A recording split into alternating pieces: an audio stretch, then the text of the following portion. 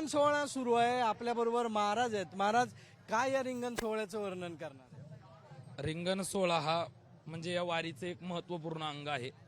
खऱ्या अर्थाने पाहायला गेलं तर ज्याप्रमाणे रिंगण म्हणजे काय, तर एक वर्तुळ, वर्तुळाला कुठलाही काय नसतो, तर एक बाजू नसते, संपूर्ण कसा असतो, वर्तुळ असतो. आणि या वर्तुळामध्ये अगदी त्याप्रमाणे या रिंगणामध्ये जो आला तो कोण आहे, वारकरी. म्हणजे या वर्तुळामध्ये, या रिंगणामध्ये सर्व कोणी येऊ शकतं, तो कोणत्याही जातीचा असो, कोणत्याही धर्माचा असो, त्याचा द्वेष या ठिकाणी केला जात नाही, असं या प्रकारचं वर्तुळ आहे. आणि त्या वर्तुळाच्या मध्यभागी म्हणजे त्या रिंगणाच्या मध्यभागी पालखी स्वरूपात जगद्गुरु तुकोबराय आहेत. म्हणजे खऱ्या अर्थानं प्रत्यक्ष वर्तुळाच्या ठिकाणी ज्याप्रमाणे केंद्रबिंदू असतो, अगदी त्याचप्रमाणे या रिंगणामध्ये केंद्रस्थानी आमचा भगवान परमात्मा, पांडुरंग परमात्मा उभा आहे.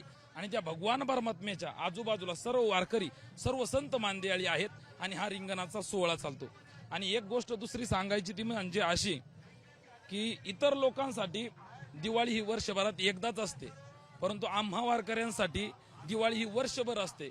कारण आमचा राजा हा पंढरपूर निवासी विठोबा आहे. नामदेवराय म्हणतात, विठोबाचे राज्य आम्हा नित्य दिवाळी, विष्णुदास नामाजिवे भावे ओवाळी. रामकृष्ण हरी. आपण जर बघितलं तर सगळे धावतात, तेव्हा काय वाटतं? माऊली धावतात, अश्वावरती, सगळ्या वारकऱ्यांची एक श्रद्धा असते, एक ऊर्जा, एनर्जी मिळते. कसं असतं, वैज्ञानिक दृष्ट्या जरी पाहायला गेलं तरी बऱ्याचदा आपल्याला पाहायला मिळतं काही काही ठिकाणी ऊर्जा जाणवते आपल्याला.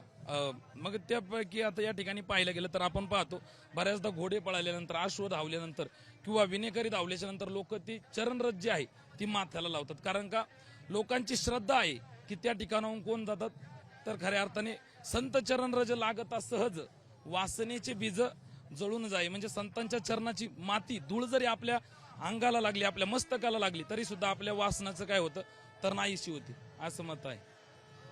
आपण जर बघितलं तर 2-3 राऊंड पूर्ण होतात आणि एक वारकऱ्याला या रिंगणाची ओढ लागलेली असते. वारकऱ्याला रिंगणाची ओढ लागलेली असते, त्याचं कारण असं की वारीमध्ये मग अशीच मी बोलून गेलो की रिंगण हे काय आहे, तर प्रमुख अंग आहे. आणि मग त्यामध्ये आल्याच्या नंतर प्रत्येकाला ओढ असते ती रिंगणाची, कारण यामध्ये अश्व धावले जातात, यामध्ये पावल्या खेळल्या जातात, यामध्ये वेगवेगळे खेळ खेळले जातात, त्यामुळे प्रत्येकाला ही रिंगणाची ओढ असते. आपण जर पाहिलं तर पंढरपूर पर्यंत 2 ते 3 रिंगणं होतात. आतापर्यंत देऊवरून चालत आलेले सगळे वारकरी आहेत, एक एनर्जी भेटते.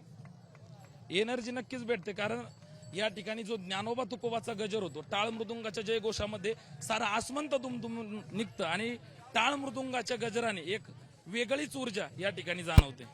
नक्की टाळ मृदुंगाच्या गजरामध्ये हे सर्व वारकरी जे आहेत ते सध्या या रिंगणामध्ये धावताना पाहायला मिळतात.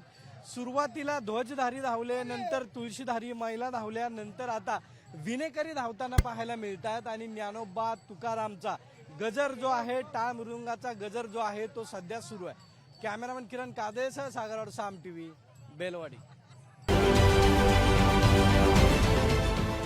देश विदेशातील प्रत्येक घडामोडींचे लाईव्ह अपडेट मिळवण्यासाठी आता साम टीव्हीच्या सर्व सोशल मीडिया प्लॅटफॉर्मला लाईक, फॉलो आणि सबस्क्राईब करा. तसंच सर्व नोटिफिकेशनसाठी बेल आयकॉन प्रेस करायला विसरू नका.